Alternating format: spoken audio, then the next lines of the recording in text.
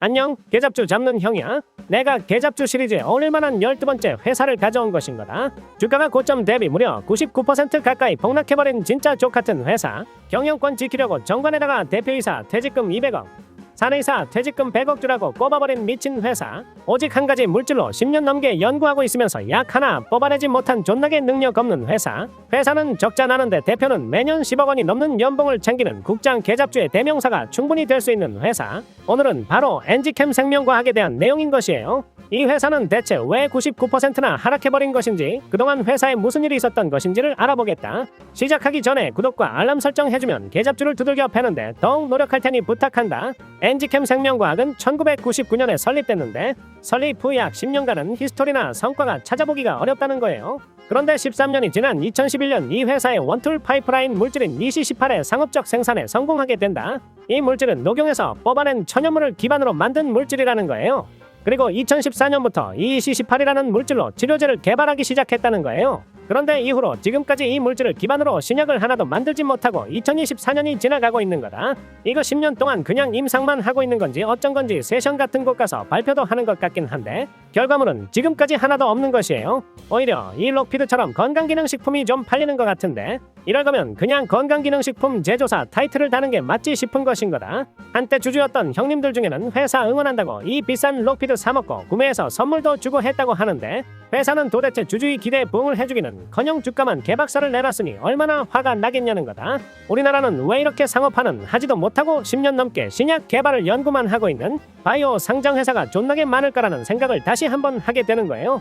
엔지캠은 2013년에 코넥스에 상장했다가 2018년에 코스닥으로 이전 상장을 했는데 기술성 평가에서 AA와 싱글 A를 받아서 기술 특례 상장 방식으로 코스닥 시장에 입성했고 2023년 말 기준으로 비록 적자이긴 하지만 그래도 원료의약품, 건강기능식품, 바이오 유지 쪽을 합쳐서 매출액이 760억 원 정도 나오는 회사인 것인 거다. 그런데 도대체 왜 시장에서는 지금 완전히 계잡주 신세가 돼버린 것인지가 굉장히 궁금해진다는 거예요. 뭐니뭐니 해도 결국 이 회사를 계잡주로 만들어버린 건 두 가지 사태로 압축할 수 있겠는데 첫 번째로 코로나 때 제대로 튀겨버린 주가, 그리고 대표의 평생 경영을 위해 황금 낙하산을 적용해버린 게 결정적인 역할을 하게 된다. 먼저 코로나 때 주가를 닭 튀기듯이 튀긴 프로의 실력을 보잔 말인 거예요. 코로나 사태 터지니까 EC18로 코로나 치료제를 만들겠다고 공언을 하는데 발표한 다음날 미국에 특허 출원했다고 기사가 나고 이날 바로 상한가 가버렸다는 것인 거다. 이때부터가 코로나 주가 튀기기의 시작점이었던 거예요. 코로나 TF팀을 구성해서 미국 임상을 추진하겠다고 기사가 나고 코로나19 치료제 국내 임상 이상도 신청하고 마치 한국과 미국에서 진행하려는 임상이 시작도 안 했는데 대박날 것처럼 기사가 나고 미국에서 핵심 오피니언이더라고 교수도 한 명 구해서 앉혀놓으니까 벌써 주가는 3개월 만에 존나 재빠르게 2배가 튀겨졌다는 거예요.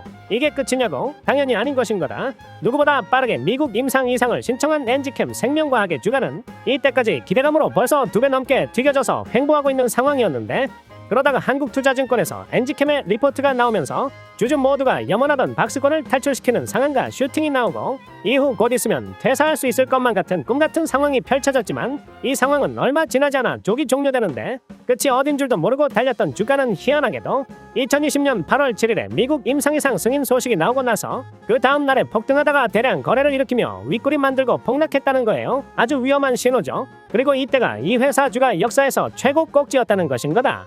이 상한건 이때 발표한 미국 임상이상은 환자 모집이 어렵다는 핑계로 아직까지 끝이 나지 않고 있는 거예요. 참고로 이 자료가 어제 나온 따끈따끈한 3분기 보고서이기 때문에 4년 넘게 임상을 들고만 있는 건데 이게 이해가 되냐는 것인 거다. 아니 코로나 그냥 감기 취급받은 지가 오래인데 아직도 이걸 개발하고 있냐는 것인데 그러니까 애초에 개발할 마음이 있었으면 빨리 해서 승인받고 팔았겠지. 아직까지 모집에 어려움을 겪고 있다는 얼탱이가 없는 공식 내용을 보니 이놈들 애초부터 진행하는데 큰 의지가 없었던 것 같다는 거예요. 그리고 1년 뒤에 국내 임상 이상은 실패했다고 발표하면서 제대로 거품이 빠지기 시작하는 것인 거다. 두 번째로 주주들이야 죽든지 말든지 나는 내 경영권을 끝까지 놓지 않겠다는 강력한 의지가 지금의 이 회사의 주가를 아주 그냥 처참하게 박살내버리는데 한몫했는데 임상이상 실패 소식이 나온 지 한 달도 채 지나지 않은 시점인 2021년 9월 엔지캠은 무려 3,200억 원이라는 금액을 유상증자하겠다고 공시했다. 그때 당시 시가총액이 6,400억 원 수준이었는데 무려 50% 수준의 유상증자를 해버린 것인 거다. 이거는 그냥 주주들한테 삥 뜯으려고 작정한 공시라고 밖에 해석이 안 되는 거예요.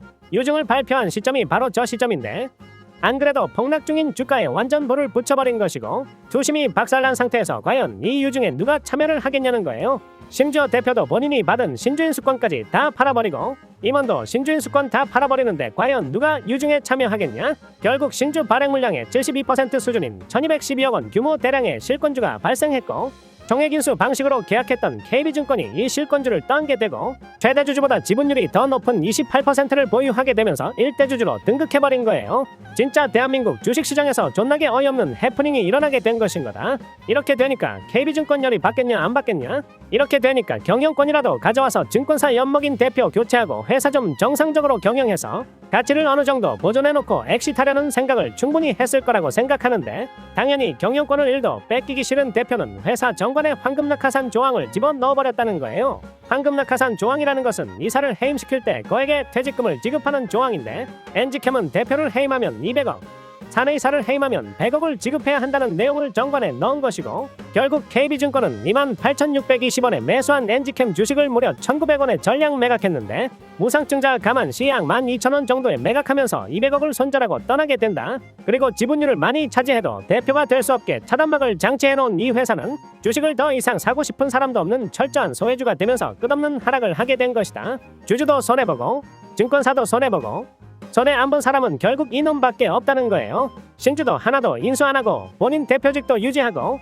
회사에서 쫓겨나도 200억 받고 쫓겨나게 세팅해놓은 빌런이 바로 이 사람이라는 거예요. 그래서 오늘의 한마디, 지금도 이 회사는 신약 개발한다고 또 지분 투자했다고 이리저리 뉴스를 내면서 설치고 있는데 이 영상을 본 형님 누님들은 절대 접근조차 하면 안 된다는 것을 알았으면 좋겠다는 거예요. 끝.